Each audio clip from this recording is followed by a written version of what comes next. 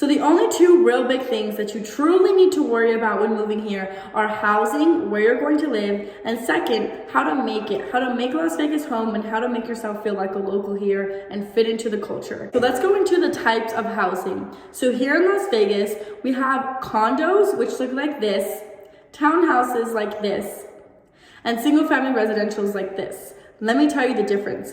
A condo is going to be a unit that commonly shares 3 or more walls, typically 2 or more walls with a different unit, meaning the 4 walls of this unit, 2 or more of them are shared with a different unit. It's really easy. It's basically like an apartment. Condo, there's just a little bit difference between an apartment and a condo. But 2 or more walls are going to be sharing with a different unit. These can be indoor condos, they can be outdoor condos, they can be high-rise, they can be mid-rise, they can be regular condos that just have 1 floor.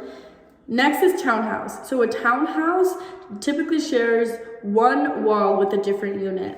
This is an example. So the 4 walls of your townhouse, 1 of them, typically the middle one, is shared with a different unit. And then a single family residential is all 4 walls of the property standing by itself, typical front yard and backyard, and you're not sharing any walls with anybody. We are the land of HOAs, homeowners association. So you're gonna have HOAs with most of these types of properties.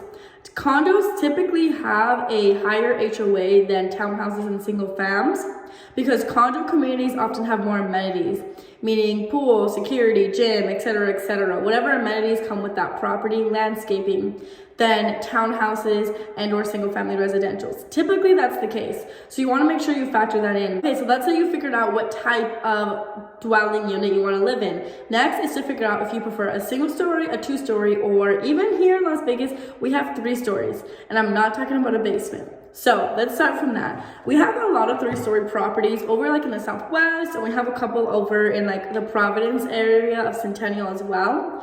This is a really good type of way to live if you're looking to also rent out a room. For example, my eldest sister moved to Vegas way before me, and she found a woman who was a military wife. So it was the military wife, their young child, and they lived in a 3-story, triple-story property. While this woman, to make some extra income while her husband was away in the military, rented out that 3rd floor to my sister, and that was obviously affordable for her, so it was a win-win. So when you're considering what type of property you're going to move into, and if it's going to be a 2-story, a 3-story, 2-bedroom, 3-bedroom, also consider if you are willing to rent out a room or rent out a casita or rent out something in that property based on your lifestyle. Also, between the single story and double stories, I personally always prefer single story. However, I just ran into a client, I think last week, that told me she definitely wants a double story, a 2-story, so that her kids can like run around and make a mess and have a playroom upstairs. That makes perfect sense. So between the single story, double story, or triple, it's really dependent on you and your lifestyle and what your plans are to do here in Las Vegas. Also, keep in mind what property taxes are going to be for each of these properties, and that's information that I can get you. If you have a property that you want to look at and compare and contrast, just give me the address and I'll find out the property tax rate for you. Because property tax for a single fam, and the bigger the square footage, the bigger the property, obviously the little bit more of taxes you get put on your real estate. So next, once you figured out what property you want to live in, you have to consider your neighbors. So the 3 things with neighbors are going to be parking, storage, and sound.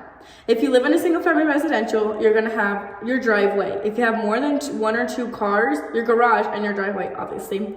If you have more than 1 or 2 cars, you wanna make sure if you are allowed to park on the street of that neighborhood. Same thing goes for townhouses. Townhouses sometimes only have one unit garages, so you can only fit, or 1 space garages, excuse me. So you can only fit 1 car in that garage. You want to make sure that you're able to park if you have more than 2 cars on the street of that townhouse community. For condos, it's the same thing. Typically, you don't have a garage. You have 1 single space, like an assigned space.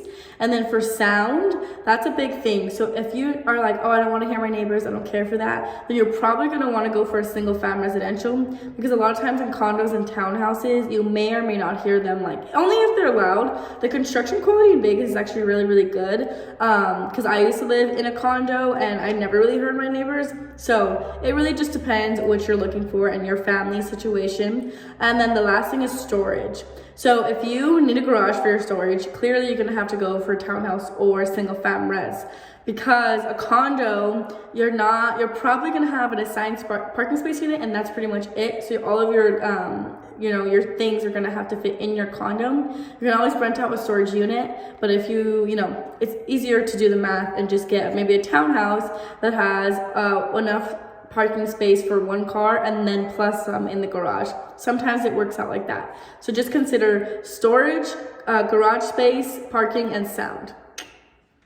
All right, next, determine your location. So I cannot advise you what side of town to live on. That is so subjective and so particular to you and your lifestyle. I will only advise you what I use as determining factors myself as to where to live.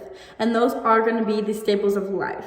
So where do you work? Where do you go out for recreation? Do you want to be by the mountains? Do you want to be by a walking trail? Do you want none of that? And do you want to be inside the AC at all times? What grocery stores do you use? What schools does your kids go to? You want to make sure that wherever you pick is a reasonable commute for you, and you can get anywhere in Vegas in 30 minutes, so pretty much every side of town is pretty nice.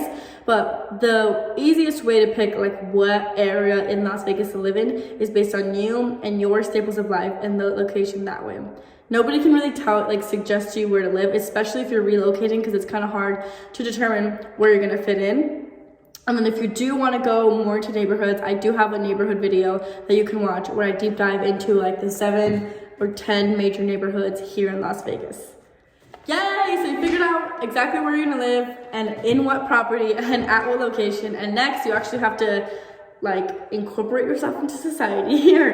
So hello, my friend. So we had some technical difficulties. I'm splitting this video up into 2 different parts. This first half you've already watched. It's all about what type of house to buy and where. And then the second half is going to be uploaded on Monday. And it's all about what to do, where to hang out, things to do. It's a beautiful Friday. I'm hanging out in my backyard here. Super nice weather here in Summerlin. So if you're watching this video, it's probably end of April. Second half will be uploaded Monday, May 1st. Make sure you go tune into that. And as always, if you're looking for a great real estate agent here in Las Vegas, Nevada, please reach out to me via email or Instagram, and I will see you guys when you're getting ready to move here.